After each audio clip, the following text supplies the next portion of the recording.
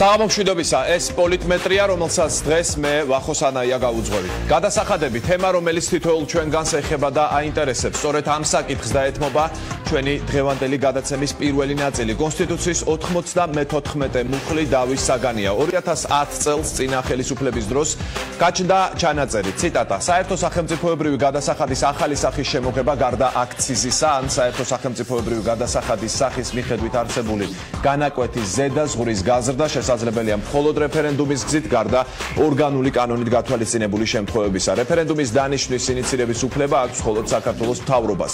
ამოქმედეს 2013 წლის ოქტომბრის მორიგი საპრეზიდენტო არჩევნების შედეგად არჩეული პრეზიდენტის მიერ ფიცის დადების მომენტიდან.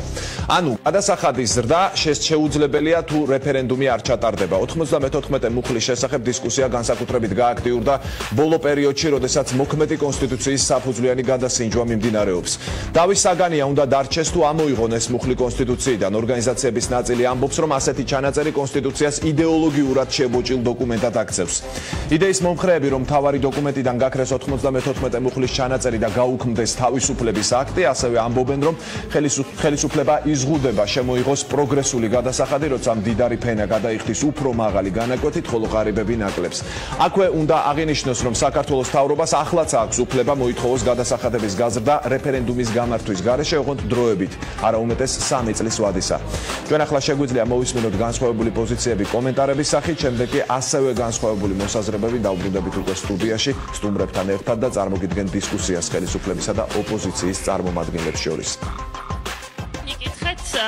უქმნის თუ არა არსებული კონსტიტუცია პრობლემა საქართველოს მოქალაქეებს და ვინმესთვის შეუქმნია თუ არა პრობლემა. დიახ, ყველას გვიქმნის და სამწუხაროდ საუბარი ყველაზე ნაკლებად არის 94 მუხლზე, რომელიც 2010 წელს წინა ხელისუფლებამ შეიტანა სრულად მალულად ჩვენს კონსტიტუციაში და რომელიც არეგულირებს სწორედ იმას, რომ გადასახადების საკითხი უნდა გადაწყვიტოს რეფერენდუმმა. ჩვენი პრინციპული პოზიციაა, რომ ყველა სახალხო განხილვაზე უნდა გაჟღერდეს ამ მუხლის შესახებ საკითხი, რადგან ჩვენ მიგვაჩნია, რომ მოქმედ კონსტიტუციაში არ არსებობს ამაზე უფრო არადემოკრატიული, ანტისახელმწიფოებრივი მუხლი.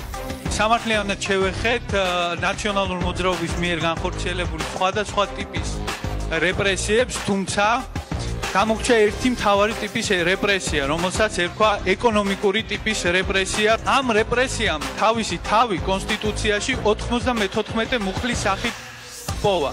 ამ მუხლის თანახმად საქართველოს სახელმწიფო ბიუჯეტის მთავარი შემომტანები ვართ ჩვენ, დაბალშემოსავლიანი ადამიანები. შესაბამისად, საქართველოს ყალიბდება რეალობა, რომლის თანახმადაც პროგრესული გადასახედები, სადაც მდიდარი ადამიანი იხდის მეც, ვიდრე ღარიბი ადამიანი, არის ფაქტობრივად აკრძალული და შეუძლებელი. ის, ვინც ამის ინიციატორია, შეიძლება ორი მიზეზი ჰქონდეს. ერთი უბრალოდ მარტივად მარქსისტები არიან და მეორე არიან ვოლუნტარისტები, ანუ მათ სურთ, რომ გადასახადების შეცვლა მოხდეს ისე და იმდაგვარად, როგორც მოეპრიანებათ. რადგან ჩვენ ეს ჩანაწერი დღეს უკვე გვაქვს კონსტიტუციაში, მისი ამოღება შეიძლება არაერთმნიშვნელოვნად იყოს აღქმული ინვესტორებისთვის. თუ ეს ჩანაწერი არ არსებობს, ხვალდაზე ეს ხელისუფლება იქნება თუ სხვა ხელისუფლება როგორ გაზრდის გადასახადებს და რამდენად ღრმად ჩაყოფს ჩვენ ჯიბეში ხელს, არ ვიცი. მაშასე დავბრუნდით ჩვენ პირდაპირ ეთერში. ბექა ნაცვლიშვილი და ირაკლი აბესაძე არიან გადაცემის პირველი ნაწილის სტუმრები.